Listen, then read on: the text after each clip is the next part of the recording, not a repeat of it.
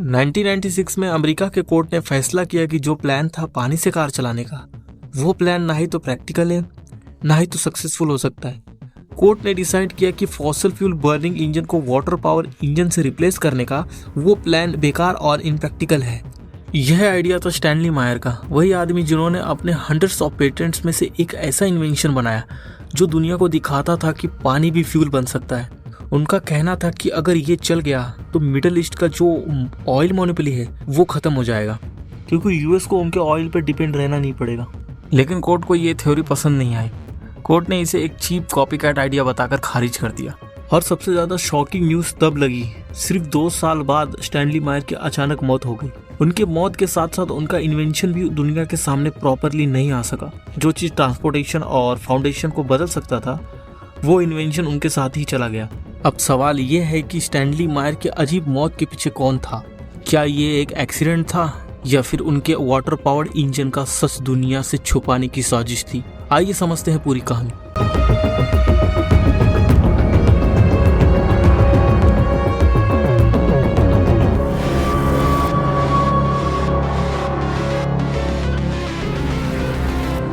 अगर हमें इस कहानी को और गहराई से समझना है तो पहले ये जानना ज़रूरी है कि स्टैनली मायर की कहानी शुरू कहाँ से हुई।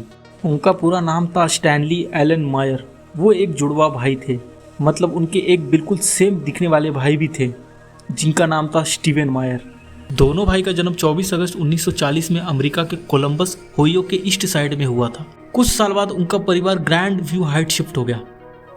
यहीं से स्टैनली ने अपनी हाई स्कूल की पढ़ाई पूरी की और स्कूल खत्म करने के बाद कॉलेज जाने के बजाय स्टैनली ने मिलिट्री ज्वाइन करने का फैसला किया। छोटी सी उम्र से स्टैनली एक इन्वेंटर टाइप के इंसान थे। उन्होंने अलग अलग फील्ड्स में पेटेंट्स बनाए, जैसे ओशिनोग्राफी, हार्ट मॉनिटरिंग और बैंकिंग सिस्टम तक। सबसे इंटरेस्टिंग बात यह थी कि उनके सारे पेटेंट सिर्फ 8 महीने में अप्रूव हो गए, जबकि उस टाइम पर 2 लाख से ज़्यादा पेटेंट एप्लीकेशन पेंडिंग थी। ये दिखाता है कि पेटेंट ऑफिस को स्टैनली की इन्वेंशन कुछ खास और इम्पैक्टफुल लगी। स्टैनली ने बैटल मेमोरियल इंस्टीट्यूट में भी काम किया, जो एक बड़ी रिसर्च और डेवलपमेंट ऑर्गेनाइजेशन है। उसके बाद उन्होंने नासा में भी टाइम स्पेंड किया, जहां वो जेमिनी प्रोजेक्ट में मदद कर रहे थे, जो आप आज का जेमिनी देख रहे हो। फिर 1973 में एक बड़ा टर्न आया जब यूनाइटेड स्टेट के प्रेसिडेंट रिचर्ड निक्सन ने इजराइल को सपोर्ट करना शुरू किया। इस बात से मिडिल ईस्ट के कई देश नाराज हो गए और इसका जवाब दिया organization of Arab petroleum exporting country ने। मिडिल ईस्ट ने डिसाइड किया कि वो वेस्टर्न वर्ल्ड के साथ तेल का ट्रेड बंद करेंगे। इस फैसले के बाद ऑयल की प्राइस लगभग 3 गुना से ज़्यादा बढ़ गई और यहीं से शुरू होता है पानी से कार चलाने का सिलसिला। ऑयल क्राइसिस ने स्टैनली को डीपली इफेक्ट किया और उन्होंने डिसाइड किया कि व्हीकल को चलाने के नए तरीके ढूंढे जाए। उनके दिमाग में पानी को फ्यूल बनाने का जुनून सवार हो गया और कई सारी कोशिश और एक्सपेरिमेंट के बाद आखिर वो सक्सेसफुल हुए। उन्होंने एक ऐसी मशीन बनाई जो सिर्फ पानी पर चल सकती थी। स्टैनली को पूरा यकीन था कि उनकी ये बड़ी सफलता दुनिया को बदल देगी और ऑयल पर डिपेंडेंसी बहुत कम हो जाएगी। उन्होंने डिस्कवर किया कि पानी को उसके बेसिक एलिमेंट में स्लिप्ट किया जा सकता है, एक प्रोसेस के थ्रू जिसे इलेक्ट्रोलिसिस कहते हैं। ये मेथड पानी को तोड़ देता है 2 हाइड्रोजन एटम्स और 1 ऑक्सीजन एटम में, और उनका इंजन हाइड्रोजन को फ्यूल के तौर पर यूज करता था और ऑक्सीजन को बाहर निकाल देता था। जो चीज स्टैनली की इन्वेंशन को अलग बनाती थी वो ये थी कि उसका इंजन सीधा पानी पे चल सकता था और खुद ही पानी को तोड़कर एनर्जी बनाता था। आज के मॉडर्न हाइड्रोजन कार अलग हैं, वो सीधा शुद्ध हाइड्रोजन फ्यूल यूज करते हैं। स्टैनली का कहना था कि उसका वाटर फ्यूल सेल एक ड्यून बग्गी भी चला सकता था और उसने इसे ओहियो के एक टीवी स्टेशन पर भी दिखाया। उसके हिसाब से लॉस एंजलिस से न्यूयॉर्क तक का सफर 83 लीटर पानी में किया जा सकता है। उसने बताया कि उसने इंजन के स्पार्क प्लग की जगह इंजेक्टर लगाए थे जो हाइड्रोजन और ऑक्सीजन को मिलाकर पावर बनाते थे। ये वाटर फ्यूल सेल पहले पानी को तोड़ता था हाइड्रोजन और ऑक्सीजन गैस में, फिर इन गैसेस को इंजन में चलाकर वाटर वेपर बनाता था। अपनी नए खोज को सफल बनाने के लिए स्टैनली ने पूरा देश घूमा, अपनी मशीन दिखाई और इन्वेस्टर को लाने की भी कोशिश की। उसने हर जगह अपना डेमो शो किया जहां लोग क्यूरियस होकर उसके कार देखने और फोटो वीडियो लेते, लेकिन सब कुछ प्लान के हिसाब से नहीं हो पाया क्योंकि बहुत लोग उसके क्लेम पर शक करते थे। इतनी चर्चा के बावजूद भी कभी भी क्लियर इंडिपेंडेंट टेस्ट नहीं हुआ कि इंजन असल में काम कैसे करता है। कोई कंफर्म नहीं कर पाया कि कार सच में सिर्फ पानी से चल रही थी या फिर स्टैनली का सिर्फ एक बस अंदाजा ही था।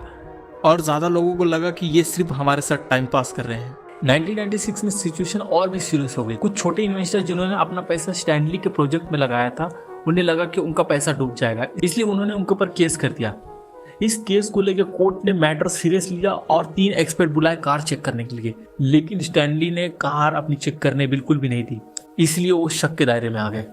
रिजल्ट ये हुआ कि जज ने डिसाइड किया कि स्टैनली ने फ्रॉड किया है। कोर्ट ने ऑर्डर दिया कि जितना पैसा इन्वेस्टर से लिया था सब वापस करे। ये उसके लिए एक बड़ा झटका था, क्योंकि उसकी पूरी पहचान उसकी इन्वेंशन पर थी। पैसा खो देना और रेपुटेशन तोड़ना उसके लिए बहुत बड़ा सेटबैक बन गया। ड्रामा तब और बढ़ गया जब स्टैनली ने क्लेम किया कि उससे बिग ऑयल कंपनी के लोग धमकी देते थे। उसने ये भी कहा कि उसे बहुत बड़ा अमाउंट ऑफर हुआ था बस ये काम छोड़ने के लिए। स्टैनली को कहा गया था कि उसकी टेक्नोलॉजी के बदले पैसे दिए जाएंगे, लेकिन उसने मना कर दिया। कई लोगों को लगा कि ये जो दावा कर रहे हैं ये थोड़े अजीब है, और शायद स्टैनली जरूरत से ज़्यादा डर रहे थे धमकियों को लेकर। चीज़ें और कॉम्प्लिकेटेड तब हो गई कि जब एक साइंटिस्ट ने उसकी टेक्नोलॉजी को इन्वेस्ट करने की कोशिश की एक लीगल केस के दौरान। उनका नाम था माइकल लॉफ्टन, जो इलेक्ट्रिकल इंजीनियर का एक्सपर्ट थे। उन्होंने टेस्ट करना चाहा कि इन्वेंशन कैसे काम करती है, जैसे स्टैनली क्लेम कर रहे थे, लेकिन स्टैनली ने उसे अलाउ नहीं किया। हर बार कोई ना कोई एक्सक्यूज बनाते थे जो लॉफ्टन को वीक और अनबिलीवेबल लगे। स्टैनली ने हर तरीके से अपनी ड्यून बग्गी को टेस्ट होने से बचाते थे, चाहे कंडीशन सेफ ही क्यों ना हो, और इसी वजह से लोगों का डाउट और ज्यादा बढ़ गया। इतनी मीडिया अटेंशन और हाई प्रोफाइल के बावजूद भी स्टैनली की कार कभी साइंटिफिक टेस्टिंग या प्री रिव्यू से नहीं उतरी। मतलब उसकी क्लेम्स कभी भी ऑफिशियल प्रूफ नहीं हुए, और बिना प्रूफ के कोई कंफर्म नहीं कर पाया कि कार सच में काम करती थी या फिर नहीं। फिर 2 साल बाद 21 मार्च 1998 को एक अजीब घटना हुआ। स्टैनली अपने 3 दोस्त के साथ रेस्टोरेंट में खाना खाने जाते हैं। खाना खत्म होने के बाद स्टैनली ने कैनबेरी जूस ऑर्डर किया। स्टैनली ने जैसी एक सिपी, उसके तुरंत बाद उनके गले में तकलीफ होने लगी। वो उठकर पार्किंग लॉट की तरफ भागे और पार्किंग लॉट तक जाते ही वो गिर गए और वहाँ उनकी मौत हो जाती है। और उनके भाई भी स्टीवन उनके पास ही थे।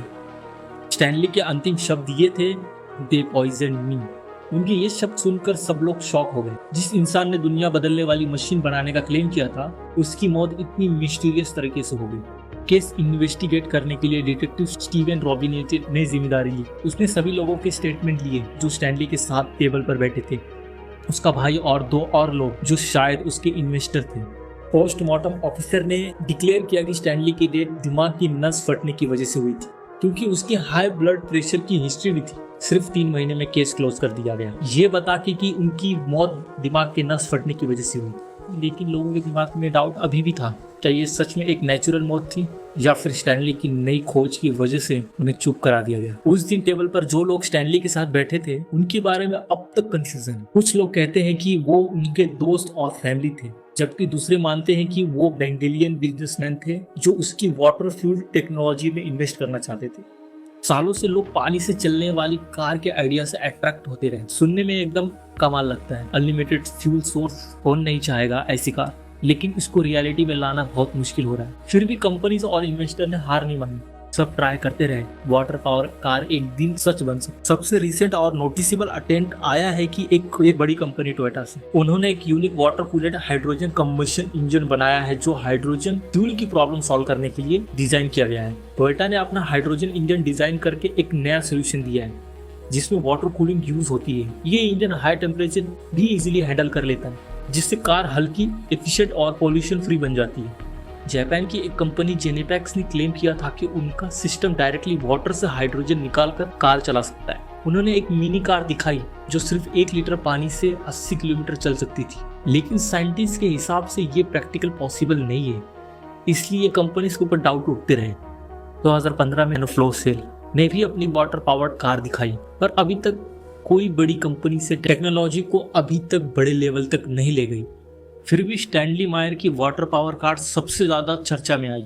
उनका विजन था कि पानी से चलने वाली कार दुनिया को बदल देगी। मिस्ट्री, कंट्रोवर्सी और उनकी अचानक मौत ने उनकी कहानी को और भी शॉकिंग बना दिया। इलॉन मस्क ने भी 2023 में कहा था कि उनके पास भी एक ऐसी प्रोटोटाइप्स है, लेकिन गवर्नमेंट अलाउ नहीं करती। शायद ये तभी पब्लिक में आएगा कि जब ऑयल खत्म हो जाएगा और पानी की कीमत सोना से भी ज़्यादा हो जाएगी।